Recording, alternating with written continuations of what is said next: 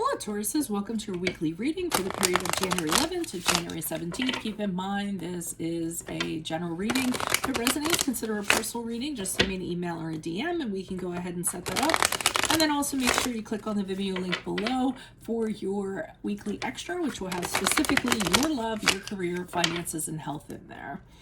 Let's get to your reading. Holy Spirit, angels, divine guides, universe, can you please provide your truth, your wisdom, your clarity, and your insight for Tauruses for January 11th to January 17th? What do you see? What do they need to hear to reach your higher ground, become closer to universe and closer to divine, for your messages, any messages you have for Tauruses for the period of January 11th to January 17th will be greatly appreciated, and we thank you. What are the energies that Taurus passed out of prior to January 11th? We have the Empress card in the upright. In my playlist are my 2021 Sun Moon predictions. What is your ideal career based on your midheaven sign? What is your compatibility with your partner's sun sign? You have the Four of Pentacles in the upright for the second week of January. Ask me a question on Instant Go. Check me out on Facebook, Instagram, and TikTok. Like, share, subscribe, and or donate. And we have the Two of Cups in the upright. Okay, so the Emperor's card is the card of Taurus, or has associations with Taurus. It's very Taurian, let's put it that way. Very earthly, very sensual. The Empress is about making a really comfortable home.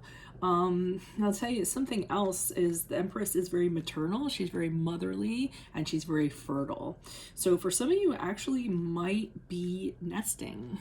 So you might be pregnant and you might be fixing up the nursery or fixing up a room, or have gotten somebody pregnant and you're getting a nursery ready, preparing for, the birth of a child to kind of come in. I'm almost feeling that's pretty much what it is. I know that seems very specific. I don't like specific readings, but I'm trying to see.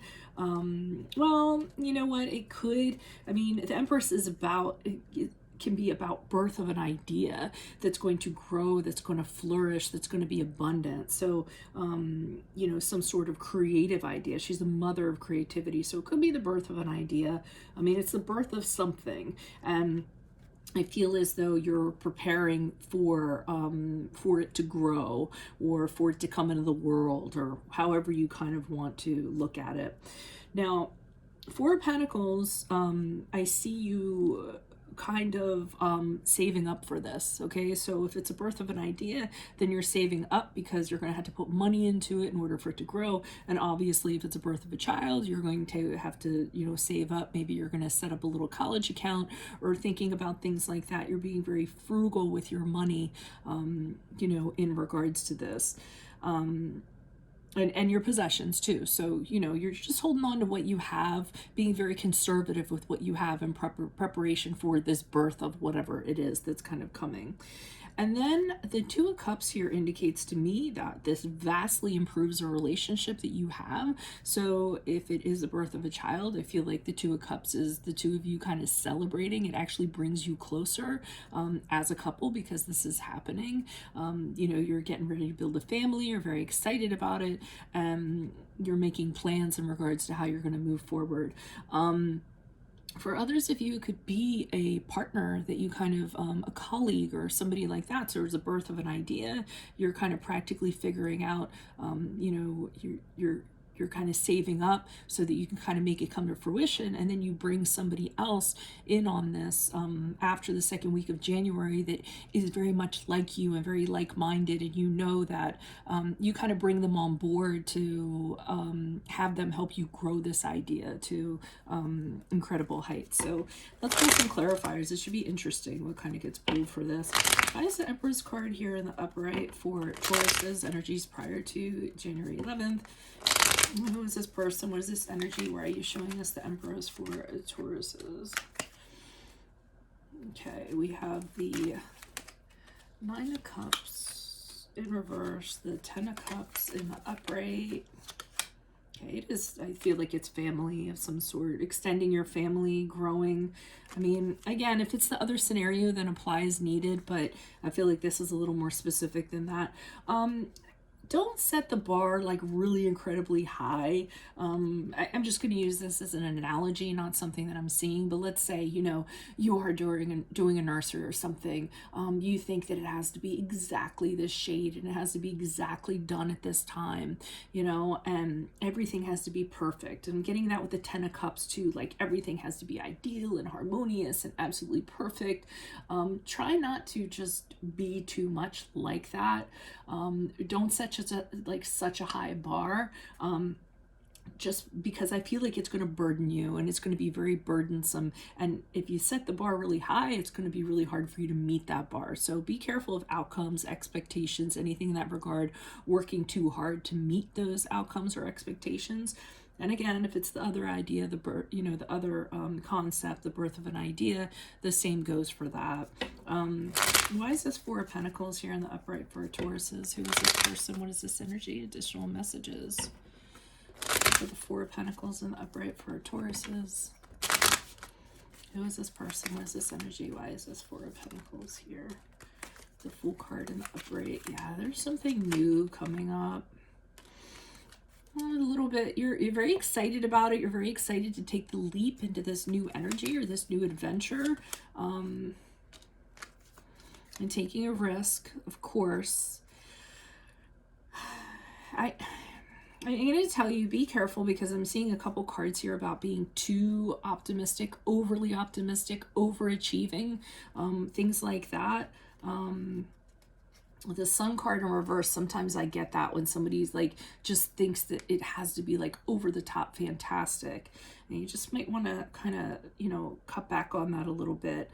I do see that the dynamic is going to change with something, so things aren't going to be the same as they were, and maybe that's part of this. You know how when there's, you know, everyone's all excited about the baby and everything, and then once the baby comes, it really changes the dynamic of the relationship. Or let's go back to my previous thing, I'm talking about an idea. You know, it's great and all in theory, but once it kind of gets put into practice, it can change things between two people. You know, the work starts kind of coming in, and then it's like, well, who's going to do that? I wanted to do the fun part, but now there's work involved, and who's going to be putting the money up? Like that. So I'm feeling like a dynamic's going to change between you and another person because this is kind of going on. You know, I mean, I'm just seeing over exuberance. So again, it's great to be happy. I don't want to be the downer or the wet blanket on that, but just be careful about that. Why is the Two of Cups being upright for Tauruses as they move out of the second week? Who is this person? What is this energy? What in the hell? Too good to be true is what I just heard from that. Okay, so somebody, remember how I was saying about these great expectations and things like that?